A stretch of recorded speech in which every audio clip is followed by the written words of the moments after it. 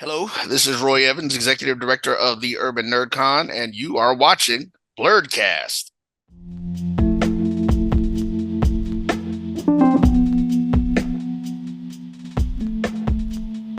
You're now listening to Blerdkast, presented to you by Blerdography.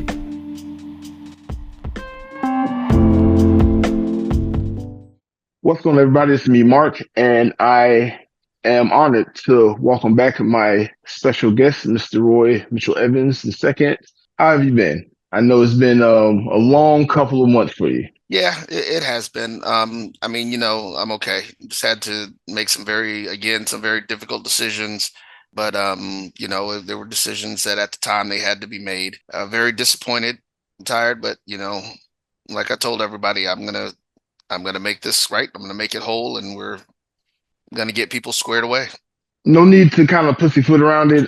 We just need to just jump into it. Of course, I got some questions to ask you. Yeah. But the big question, the main question that everybody has is what happened? So there were a couple of different things that went on, and so I guess what we'll do is start with the things that we can give a little bit more information about. The first challenge that we had was with the hotel.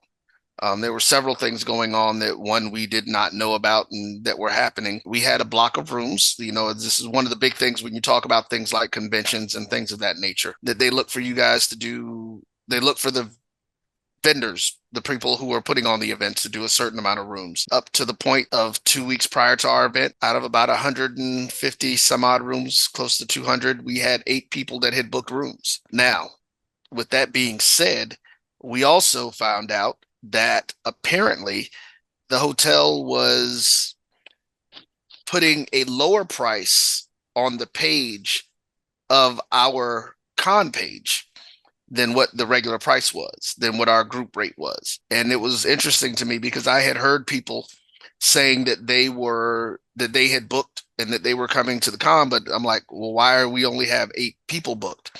But I didn't find that out until a week before, which is when we ended up getting into the situation where we had to move the event.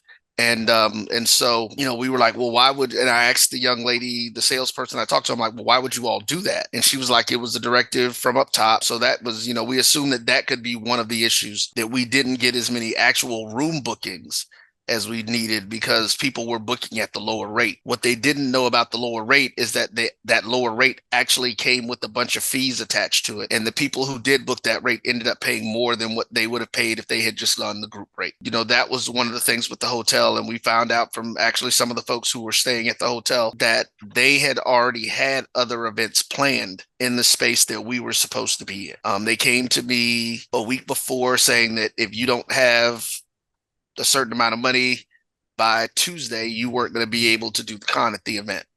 Well, when they said that to me, I knew we weren't going to have those prices. That was something different that they had changed. We started looking for another space. That's when the whole Morehouse thing came about. And then the issue that we ran into with Morehouse is that funds that we were again expecting in just didn't materialize. That was ultimately, at the end of the day, that's what the challenge was, is that the funds that we needed didn't materialize. I said I take full responsibility for that. I think the first thing that I did was that I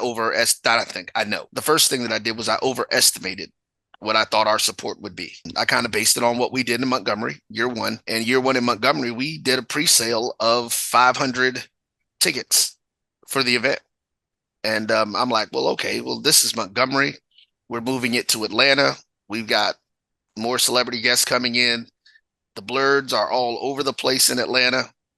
We're going to be able to do a minimum of that 500, if not 700 to 1,000, which would have given us more of the upfront funds that we needed to finalize and do a lot of the different things that we needed to do. Just to kind of educate, and I'll say this part, I know a lot of folks don't realize what it actually takes to get these things up and running and the upfront fees that you have to deal with. So I have been learning. It's a lot. The veil has been kind of moved for me, and I'm seeing a lot of how the operations of how like big and small cons run, and just by having to research for you, I'm amazed. It's a lot of stuff I did not know that makes me think twice about how I perceive conventions and how they operate, no matter how big or small, how smooth they run. So I get that. Yeah, it's frustrating, man, when we have this, and but like I said, we're not going anywhere. When I started this process back in 2021 is when we initially started. We did the first event in 22. I committed to doing this thing for 5 years because I knew that it was, I didn't expect to make money off of it. What we were doing, and I've still gotten a lot of support. I'm sure there are a lot of people out there who are upset and everything, but I'm thankful for the support that I've gotten, and the calls and the emails, and people are like, hey, we still believe in this, we think it's a great idea, we hope you keep going. And that's from vendors to people who were just coming, to the guests and all of that kind of stuff. I got a call from one of the agents of one of our celebrity guests, and they were telling me about an event that they did. They took one of their other clients. It wasn't someone who was coming to our con, but they took them to a con out of the country, and they got them there and did all the stuff that they were supposed to do for this con. And the con didn't pay any of the guests and told them when they got there, oh, we don't have the money to do it. This is something that they're dealing with. So, that was one of the things that I didn't want to do. I am in contact with it. All of the guests, all the people, everybody has my contact information. They know how to get me. We're not running away from any. I'm not running away from anything that's happened in this process, and I'm going to be around to like I said, make sure I make it right. The biggest question after everything has been said and done is how can the community, the at large community, trust that in 2025, if you say there's going to be an Urban Nerd Con in Atlanta at X, Y, and Z, is going to happen?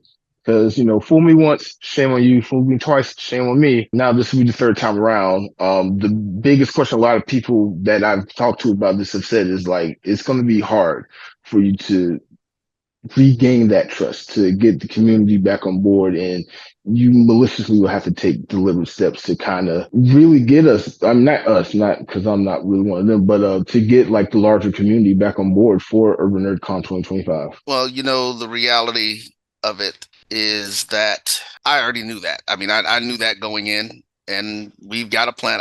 I've got a plan in place. We've got a plan. We're, got some new folks who are coming with us. Of course, we lost some folks who are working with us. And I told them I completely understand that. I don't, they're still friends, and I'm still going to continue to call them friends and continue to do things with them and to help support them. But, I am 100% in on doing the Urban Nerd Con because it's bigger than just an event for me. I know that we're going to have to do something that's going to be very dramatic. We're putting things in place. I mean, there were actually already conversations in place to make sure that that happens. So trust me, when we start to announce any and everything that's moving forward with it, there will be absolutely no doubts about what's going to happen. And I think, one of the things that's interesting, and you kind of said it, a lot of people, a lot of folks don't remember, well, a lot of people in Atlanta don't know or didn't know the first event actually happened already. Right. They thought that 23 was our first year, and it's like, no. And we've actually even had people, I know that there have been several people on social media who've talked about it, who've been like, no, man, they did the event in Montgomery and the event went great. But,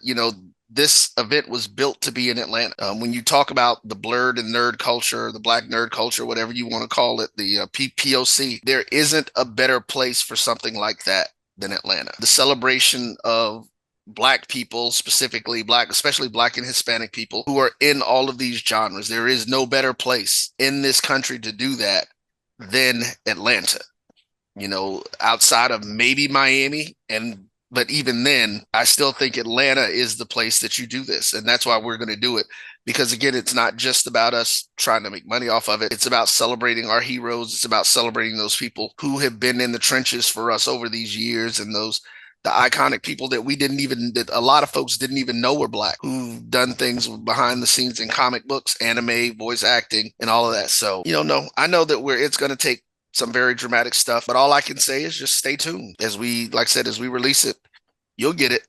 But I wholeheartedly plan to and expect to win that trust or gain that trust back again. Because I do know that at this point, it needs to be something. It's going to have to be something that makes people want to come and get engaged. So that's good. Of course, I'm on your team. I believe in you. Like you said, Atlanta is the place for this to happen out of any place in the world. Atlanta needs something like this. I'm going to be honest with you. Just a little break in the questions. MomoCon was recently, and again, I know you weren't able to attend, but everybody you want to come to your con was at MomoCon. MomoCon is unofficially the Black Con in Atlanta just because of the amount of people and culture that was there represented. Wasn't a lot of big African descent, POC descent, voice act. I mean, guests. I mean, unless they're like lower end voice actors or like cosplayers and stuff. But the community showed up in force at MomoCon, and that was kind of some of the big talk. Like MomoCon is the unofficial Black Con of Atlanta. But And again, the I question that know, you just said, how many of our celebrities were there?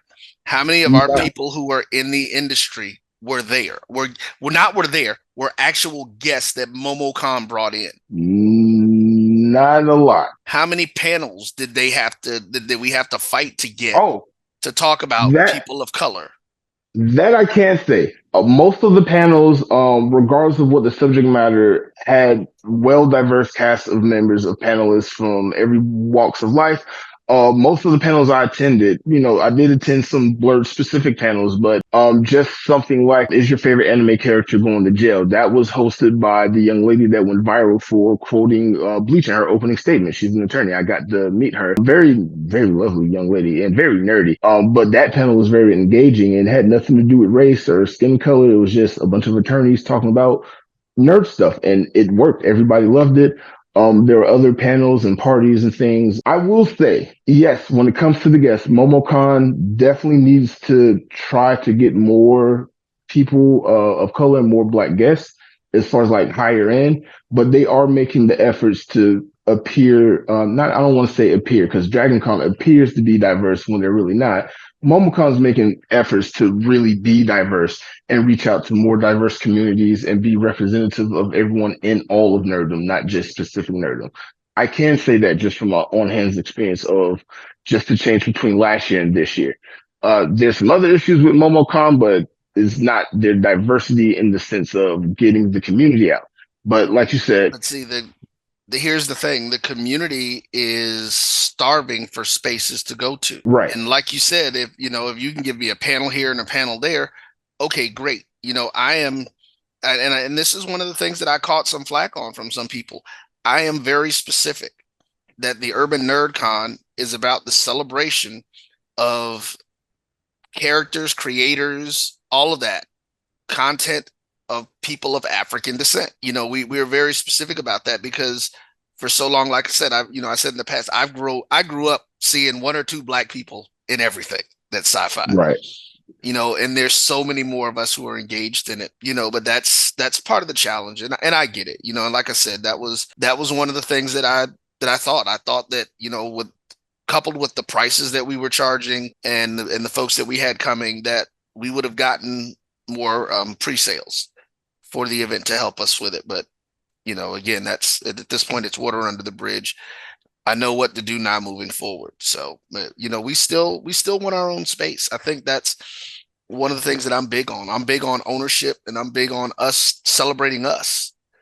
And, again, like we say on our tagline, it's, our heroes, our villains, our stories, but it's still everyone's con. We want you to come out and see. We want everybody to come out and see these exciting people, these great guests, these great creators who have all of this content. When, everybody's complaining, the big guys are only recreating and race swapping all these other people, as opposed to all of this fresh new content that's out there by some great people.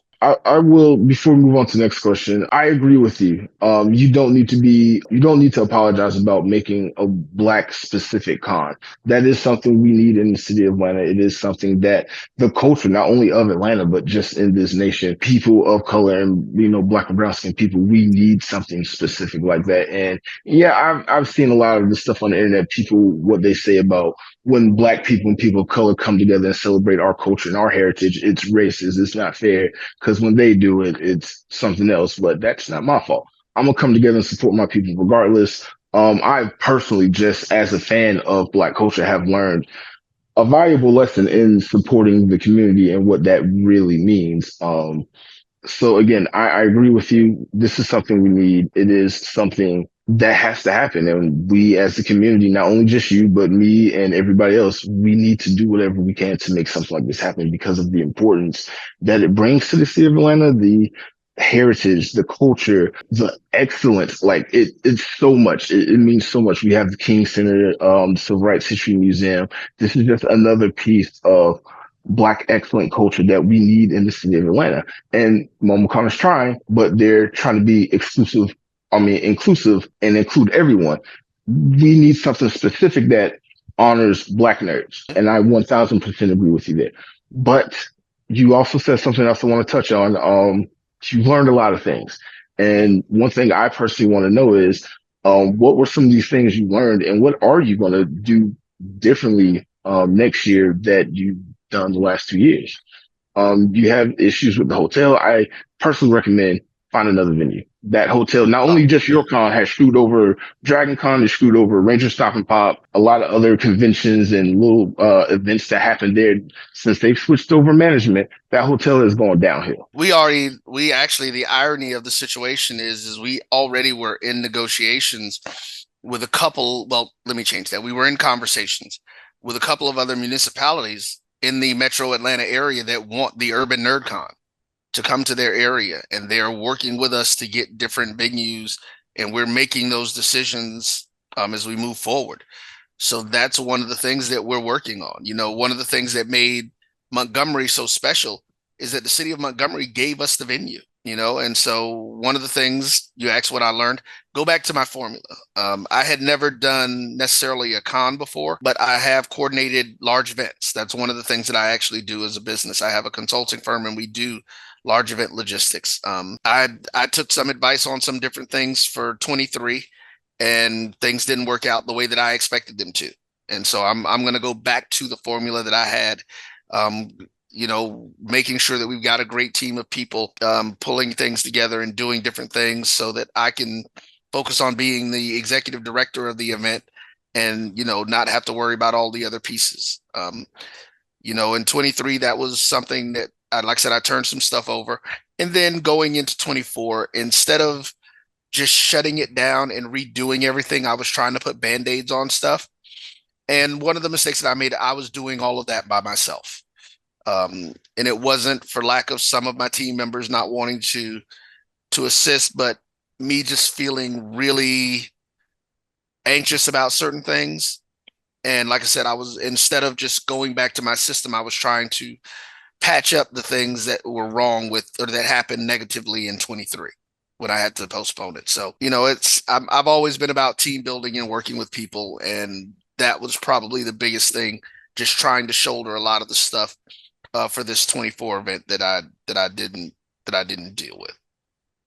But it was just because of frustration and not sure. And honestly, it the people want to say it has nothing to do with ego. But as I've always said, listen, if I'm going to fail, if I'm going to be embarrassed, or if I'm going to have to deal with the consequences, it's going to be me that made the decisions that put me in the place to have to deal with that. I don't want to have to deal with the consequences of things that other people made decisions to do. So I did it. And yeah, now I'm the guy. I'm the guy that screwed it up, but I'll also be the guy that'll fix it. That's fair. That's a fair point, and I do understand that sense of responsibility. It's all on your back, but and again, one of the big talking points of that the community, people who really care about this and want this to succeed, have been talking about is you can't do all this alone. You can't put everything on your plate and put it on your back and go for it. This is a really your vision and what you're trying to do might be too big for just you to do by yourself. And like you said, you Well, do need the right team in place that can help you out. Other yeah, directors and peers. I never I never intended to do this alone. That was never my intention. And that was one of the things. That's why I said, this transition from 23 to 24, it was probably born more out of frustration. But listen, like I said, we've got folks, we got some great folks who are coming on board. We've got an advisory committee that's being formed by actually one of our guests.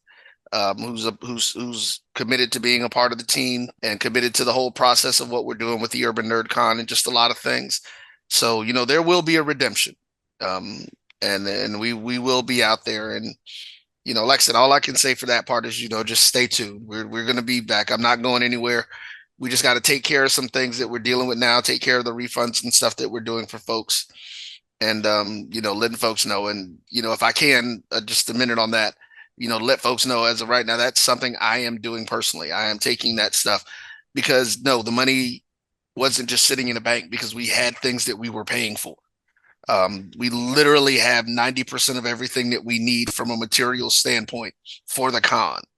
All of those things were done. We were buying, plane tickets for guests coming in. We were doing all that other stuff. So it's there. But once we can get to a level, and we've got several other things working where we're looking at trying to get the refunds done sooner than later, but this is going to be a process. Because it's me making those payments back to everyone that I'm doing. And then when I say everyone, that's people who bought tickets, vendors, and the celebrity guest that we had committed to the event. There's no real way to kind of bring up this next talking point or this next question, but there has been some other unintended negative consequences to the cancellation of the Urban NerdCon, and it's not necessarily, it's actually not your fault at all. It's again the society we live in and how people perceive Black people in professional space. I heard from other con owners, Black con owners, that it's now harder for them to book guests because now the management companies that are booking these guests are asking Black cons to pay full deposits on top of all the other requirements that cons have to pay to get guests to come. And instead of, I believe it would usually be like a 50% deposit. Now it's a 100% deposit or whatever the case may be. And again, it's not just your con. There are other cons that had similar issues, and now DreamCon's being affected. Now Blerdkast being affected. Oddly enough, Ranger Stop and Pop is in his own weird situation, but that's Yeah, something we well, can talk about later. it's interesting. Like you said, it's the funny part of it is we're not the first con to have those issues.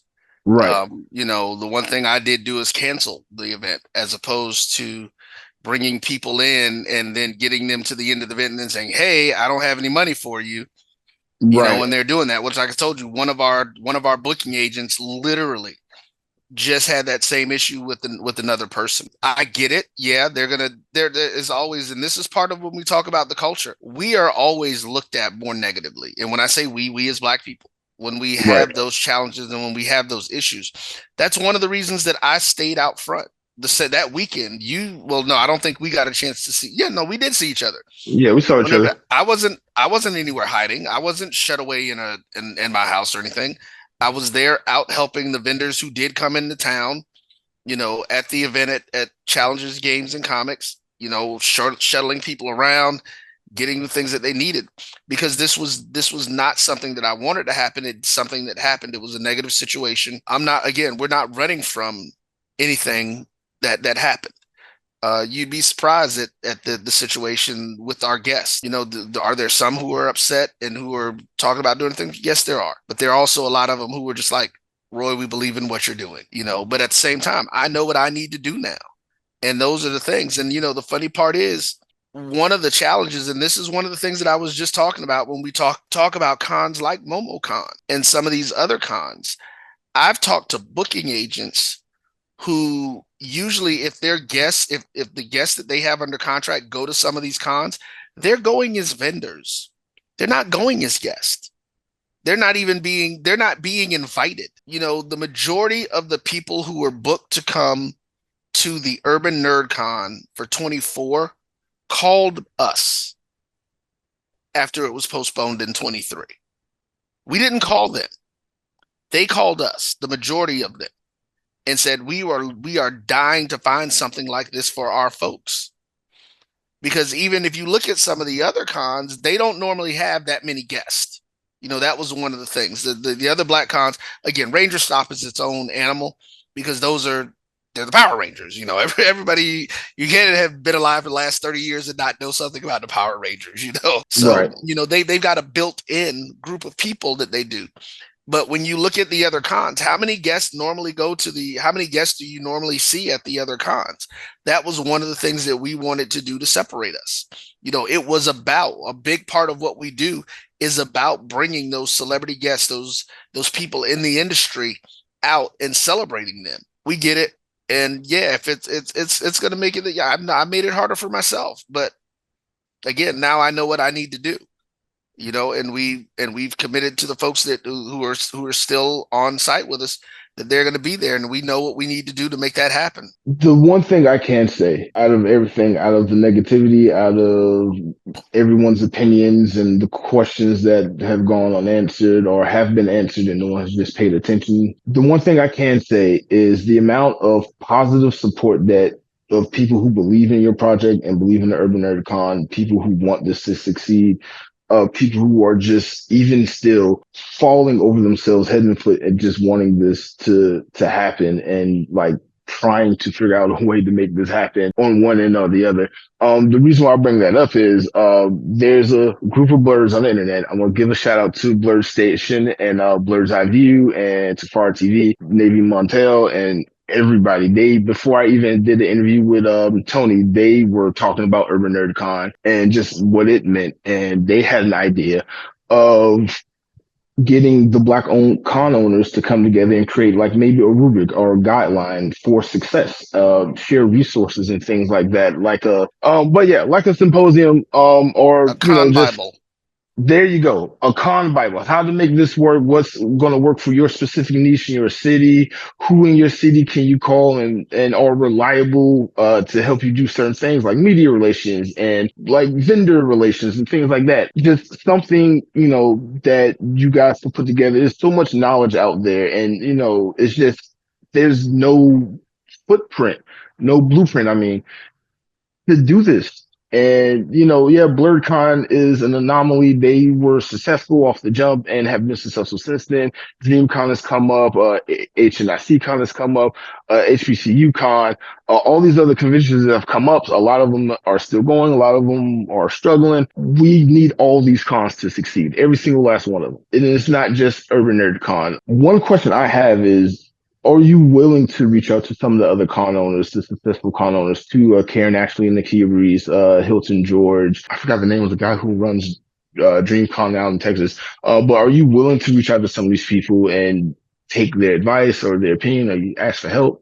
Or even if we were to somehow get all you guys to come together and create a blueprint for how to not make this happen again, is that something you'd be willing to do? Well, I'm always about team building. That's one thing. Anybody who's known me and who works with me knows that I don't have any issues with working with people. I think the first thing though that we have to, and this is one of the things that when we talk about these types of situations that we have to be very clear on.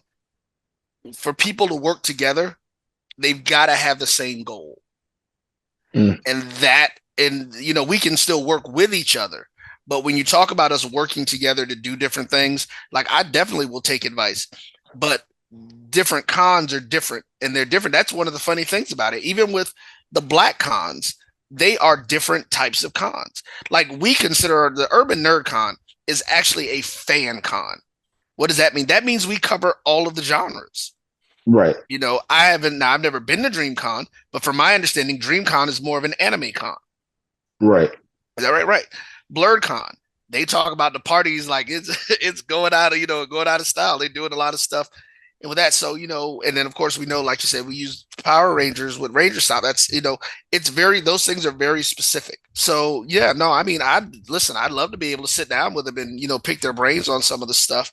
And then have those opportunities to have those conversations in any way that we can collab. I mean, I think it's great. One of the things, of course, that people do is they're always offering those spaces for everybody to come in and promote their events at the different cons, which we would have, had no problems doing if you got a con, especially another black con, because we have enough content that includes us, that is about us, and that is for us, that we can have multiple cons at different times of the year in different areas and all of those different things. So, team building is always positive. It's, but I think that's the one thing that people have to be very careful of if they don't think people are working together. Because again, if our goals ultimately aren't the same, we can work with each other and help each other out, but it's not always going to be about us working together. But to take advice, of course, I would take advice from those guys. I mean, I've actually had a couple of conversations with Karen, about some of the things that they're doing with Ranger Stop. But again, that's Ranger Stop. It's almost, like the whole, Michael Jackson could do things that Chris Brown will never be able to do because he was Michael That's Jackson. true. Right. That's true. The Power Rangers are going to be able to do things that most people are never going to be able to do because they're the Power Rangers. So That is true. That is definitely true. no matter what she tells me, I can't duplicate what they do.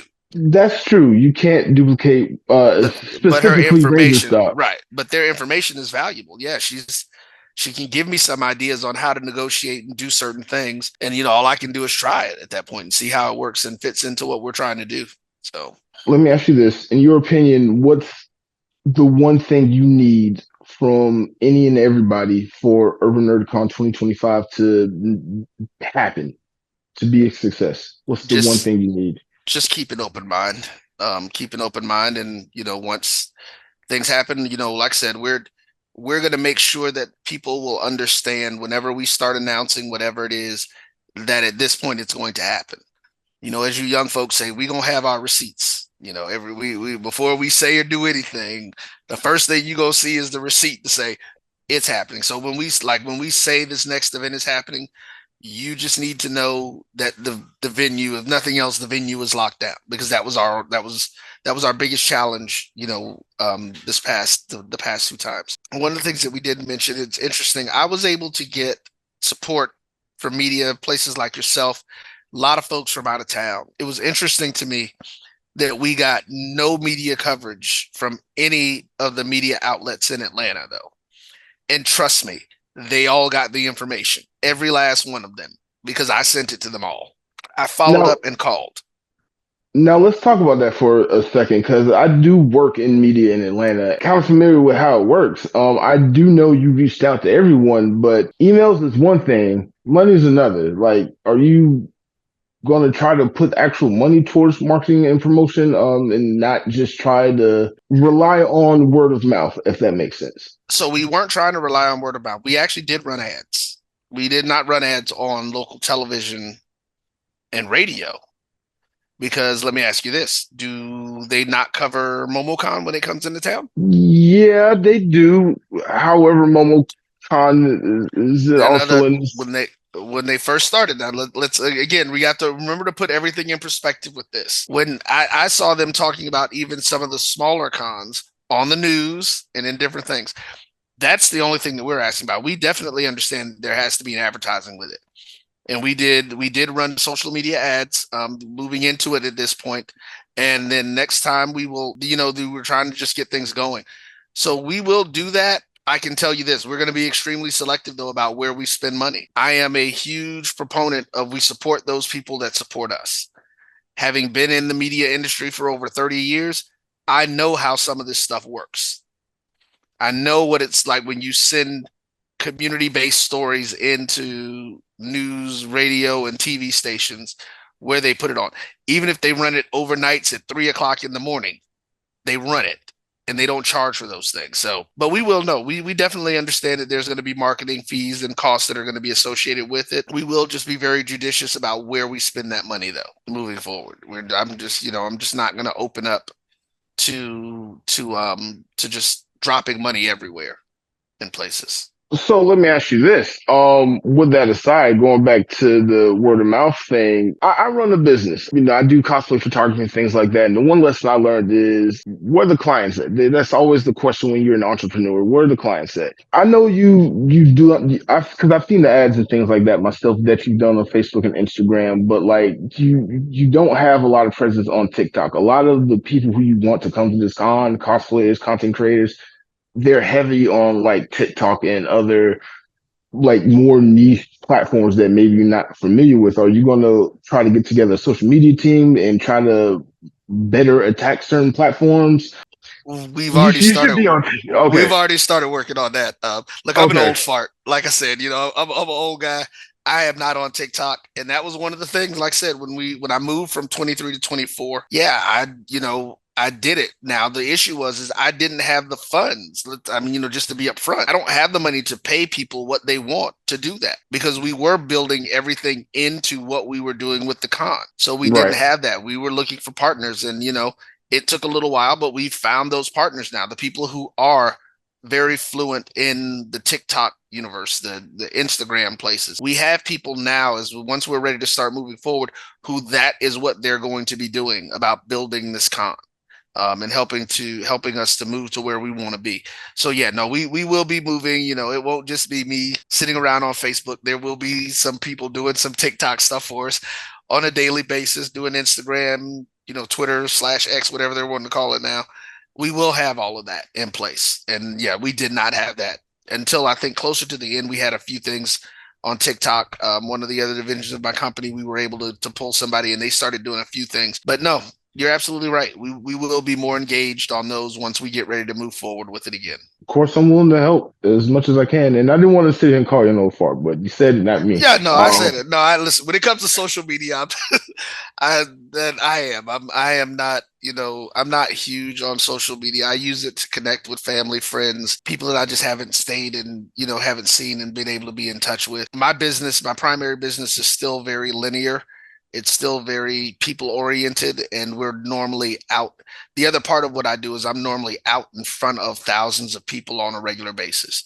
So that's another way that we're able to engage people directly in what we do. So yes, we that is one of the changes that will be made. There will be people handling all of that social media from us from the very beginning of whenever we start.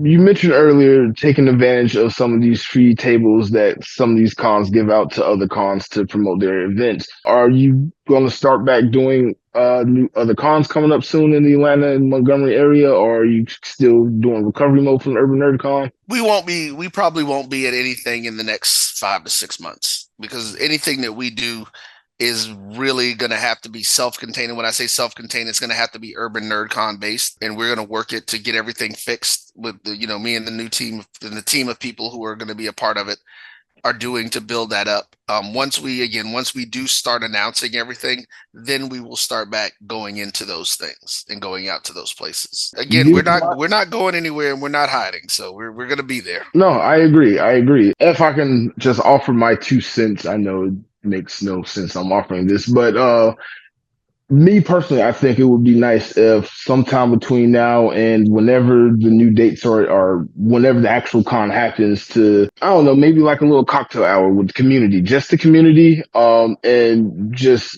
something you can get on social media. Hey, Urban Nerd Con, cocktails and nerds, or something like that. You can call it. I don't know. Maybe that's a good idea, maybe not. But one thing I would say, would you be willing to go on other press outlets like mine, Blerdography, Blerdkast, and talk to other members of the Blerd community to just start getting that process of that healing process done? As I said, I'm not running from anyone. We know what it is, and I know where we're still trying to go with it. So I don't have a problem, talking to anybody. I'm one of those people. I am, like I said, I'm still an old fart, but I am still someone who believes if we can have a respectful conversation about anything, we don't always have to agree. So as long as that's what it is, then I'm all for it. I think a lot of people will be interested in just having you on and just getting your message out there that Urban NerdCon is still out there and you're not hiding from anybody. Any questions that needs to be answered, you'll answer it. I like that. I really like that. And I And I appreciate mean, you coming back on. no problem, man. I mean, and to be honest with that, they may ask some very specific things that I might not answer because those are things, for the most part, that them getting the answer that they want is probably not going to help them feel any better anyway. True. That there's not going to be much that I can say to very many people that's going to make them feel better about anything, and then the other part of it is some of those things, they are still some private things. I've been, like I said, I've been very upfront that it ultimately was a money issue. Things that I expected to come in didn't happen. Some commitments that I had fell through. That's why I said it was my biggest mistake was more than likely, instead of scrapping 23 altogether and restarting, I was just trying to salvage what we were trying to do in 23. That was, again, it's my fault. Ultimately, I made all the choices to do the things that ended up leading up to it. And the biggest one for this point is probably not doing it a week before, and even in April, and waiting till the day of. Yeah, that was a big That one was too. Yeah. That was definitely a big That one. was yeah, that was and honestly, again, even with that, it wasn't my ego. That some people are thinking that may have been what it was. No, I had three Hail Marys that we were hoping were going to come through with some funding, that it just got to a certain point in the day, and I didn't have any other choice until the last minute when we weren't sure what was happening. So that's what it was. Let me ask you this, because in the last interview before the con was canceled when you was on, you talked about like making sure you had the capital up front to run a con. It takes a lot of money, and other con owners have told me like that 70, $80,000 range is, especially for like a big con, like what you wanted to do. That's the bare minimum of something you need. You have investors, you have partners. Do you need more investors and partners? Like, seriously, Well, what do you no, need? that was part of the challenge. I mean, no, I did not have a lot of them, and that's one of the things that was already being again worked on to move forward with. We had people who had committed, and again, these people committed and then backed out. There wasn't anything I could do about that. I Sure. had every reason to believe them. Some of them I had done work with before, and then it just didn't happen. But no, we are actually talking with more investors now because there, again, are other people out there who really like this idea and believe that this is something that we should have. And then, of course, they look at the con industry and say, oh, this is something that can make me a lot of money. Maybe those are the investors that I needed to get with in the first place, the ones who all they see is the dollar signs. One of the things that I was trying to do is work with people who believed in the culture and who were about the culture. Now, we do have some small investors who are a part of the team who, that's what they believe in. They invested in the project because they believe in it. But yeah, so right now we're working with people who and meeting with folks who are, it's just about the money for them. They're entertainment, they invest in entertainment properties, and they found out what I was doing. These are some warm introductions from people who I've worked with in other parts of my business who are extremely excited about the opportunities, and we're meeting with them over the next couple of months. So, in a sense, canceling the Urban NerdCon 2024 might have been a blessing in disguise. So you froze on me. I didn't hear what part of what you said. I Oh, didn't I'm hear the sorry. first part. I was saying, so it seems since you had to cancel the Urban NerdCon, it seemed like it was a blessing in disguise. You now are getting extra knowledge that you didn't have and have a better understanding of it. So this might actually end up working out to your benefit, it seems like. I'll, I guess I understand what you're saying. It's definitely a lesson, and ultimately it may end up being able to be looked at as that. But yeah, no, it's definitely an opportunity. It's definitely a lesson, and I'm hoping that it's that. I'm hoping it becomes a blessing in disguise to see. And sometimes they say there's no such thing as bad publicity. I don't necessarily, even though I'm in the media industry, I've never really subscribed to that thought process, but I understand what they mean Right. because the funny thing is, of course, more people were talking about us when we canceled it. Yeah. We're talking about it before. And Um, still talking about it. Like again, I yeah, thought it would die down by MomoCon. No, it was Urban NerdCon was live and well. Everybody was talking about it. Mad it didn't happen. Everybody was very vocal at yeah. MomoCon about. And again, it's not just the Urban NerdCon. No, I It's get it. a I mean, like I said, I know this happens. This isn't, and listen, it's not just cons. It happens with concerts. It happens with, events and festivals. This right. this type of thing happens all the time. Like I said, I've been doing large scale events for over 20 years, and you'd be amazed at how many events get canceled, get postponed, you Yeah. know, and Uh, and listen, most of them don't do any refunds. Oh yeah. Again, you're in the city So of Atlanta, and the Anita Baker concert was canceled, and everybody was mad about that. And just this past weekend, the Megan Thee Stallion thing with the water main break and yeah. her concert being shut down. I get it. I understand. At least you are on the up and up, and just being upfront about it. Because trust me, I'm in Atlanta. Stuff happens a lot, and you put money down on something, and it cancels, and you never get that back. You don't even like it. It's like it never existed, and you look stupid that you spent money on something. That's just the culture here. I was saying, thing I realized, or the biggest thing I realized at MomoCon is like there's a need in blurred culture in the blurred space for not only a space for us to talk about us and celebrate us, but like there's just like a hole there that we need to fill. Like I'm not that much younger than you. We come from an older generation, and not saying I feel envious or jealous of the new generation growing up, but like I've seen how they just get to be nerds and no one says anything and they just accept it. I'm like, oh, okay. You're so lucky. You're so lucky you have this. And I don't know. It's just there's a need. You're supplying a need to the culture, to the community. And I agree with you. When we first talked about this, I was kind of looking at you side eye like, oh, it's the community's fault, it's this, is that. But after doing investigative journalism, I've come to realize that had the wrong mindset. A lot of things need to happen for things to be successful. Yeah, MomoCon didn't get as big as it was just overnight. It was a free con on a college campus for years before they even started charging admissions. It was just a fan thing, and it just yeah. grew from that. My That's only no, go ahead. no, I'm sorry. The one thing I did want to say, is that when people look at, I don't mind people criticizing me.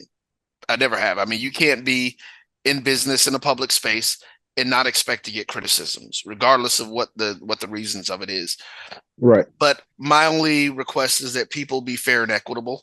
I know that people are not going to do what you did. They're not. Your average person isn't going to go and do any research. They're not going to go and find out about all that stuff. But don't try to compare me to MomoCon and Dragon Con. That when I talk about being fair, and looking at the overall situation, you can't compare a third year con to something that's been around for 30 years, something that's been around for 20 years, because that's what we're trying to build to, and that takes time to get done. And, listen, and I'm not blaming the culture and the people in the culture at all. Like I said, I overestimated the pre-support that we would get. Because remember, I based that on something that we had already done. It wasn't something, that I just pulled randomly out of the air. That's what we did right. in Montgomery. So that we had a precedence for it. And so that's one of the things that just, that was my mistake. I expected that those things would come in, and when they didn't, so now I know it's like, okay, well, you know what?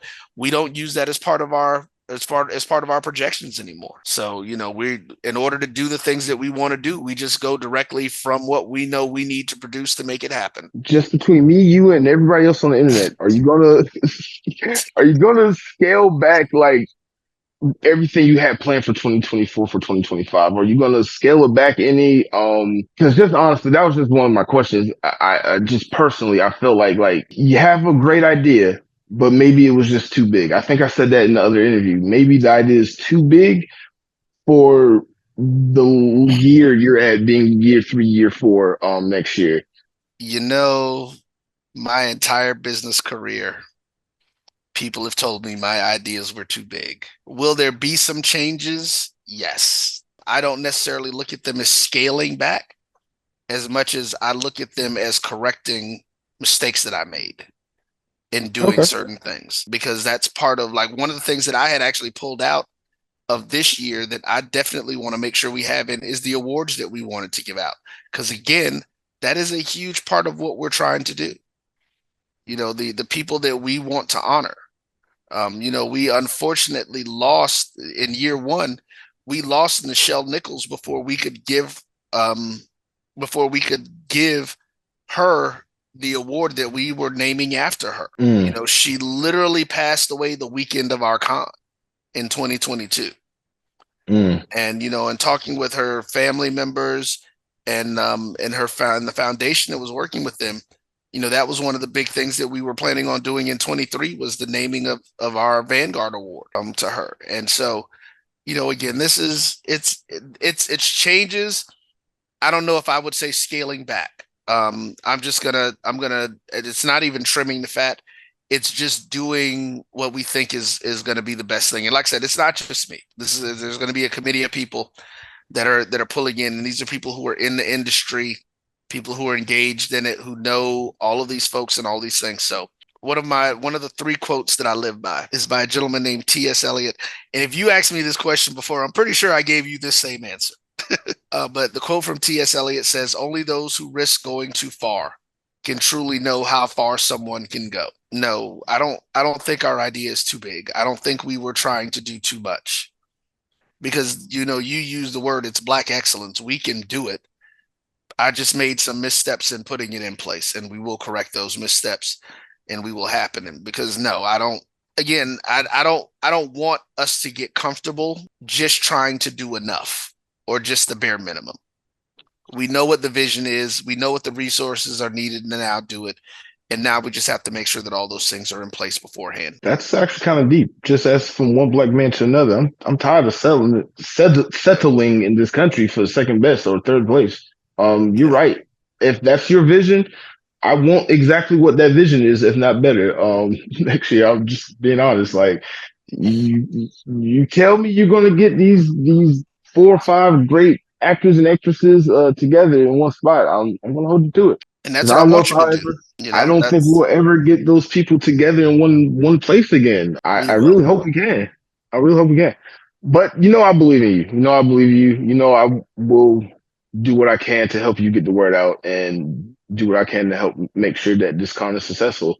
Thank you. Um, I hope I have done my due diligence by you, not by you, but like just for the community. Like this is something important, and I didn't think it was that important until the con was canceled and everyone was just up in arms about it. Because this could have just easily went away and been swept on the rug. And I think that part would have been the worst case scenario is that after it got canceled the second time, nobody was talking about it. I think this was actually kind of like I said, a blessing in disguise.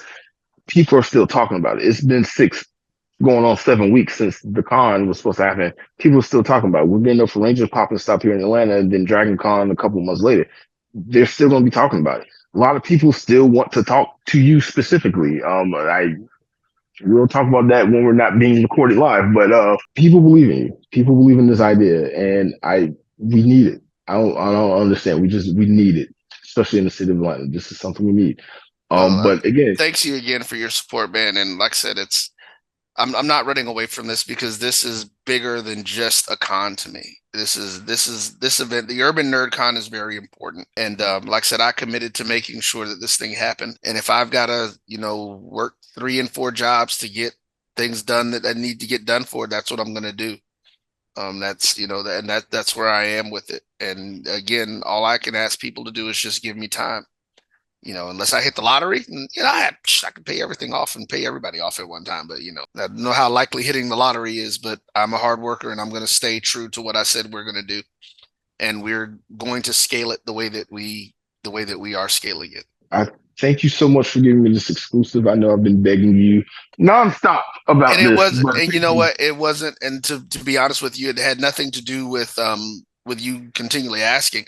I've been busy. I've been, like I said, I've been putting myself in the position to to pay these people back, and that's taken up time for me to kind of get myself squared away and settled into a routine to know what it is that I need to do. So I told you I was coming, and as soon as I was able to lock in the time to finally kind of settle back in, I was ready to get on. So I was here patiently waiting and just kept not digging, but researching as much as I could and just talking to people and just really getting the ear of the community.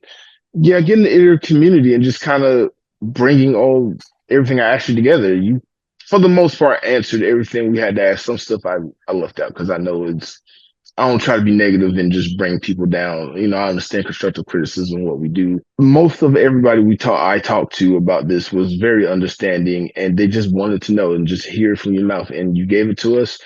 And I just appreciate you so much for that. Why don't you let everybody if know? you well, I was gonna say, if you want to ask some of those questions, man. I mean, honestly, again, like I said, because ultimately I'm either gonna answer them or I'm not, and there are reasons that certain questions won't get answered.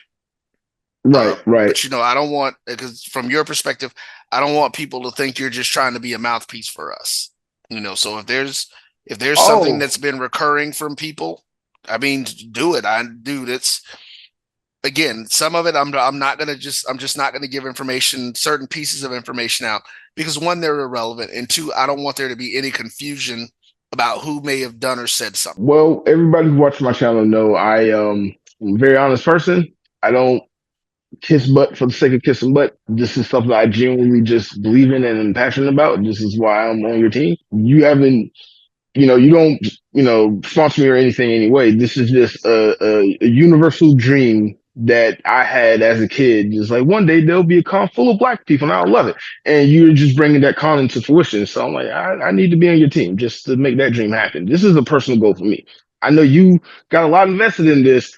Personally, I need to make this happen so the 6-year-old in me can chill the F out and just be good. So this is a personal thing for me. But why don't you go ahead and tell everybody where they can find you on the internet? Yeah, the Urban Nerd Con. All of our stuff is still the same. That's pretty much it, man. I don't. I'm really not spending much time on the internet these days because I'm working a lot. So, I mean, No, I just know. to be honest, yeah, I'm popping in and out. I haven't really done much posting because I've just got too many things that I need to take care of. So I really don't have that excess time to necessarily do the internet at this point. But all of our stuff is still theurbannerdcon.net, theurbannerdcon at gmail.com. The Urban Nerdcon on all social media. So we're there still. We're there. We're not going anywhere. Our emails are still getting responded to. Emails, like I said, it may be a couple of days before your email gets responded to, but we are responding to them.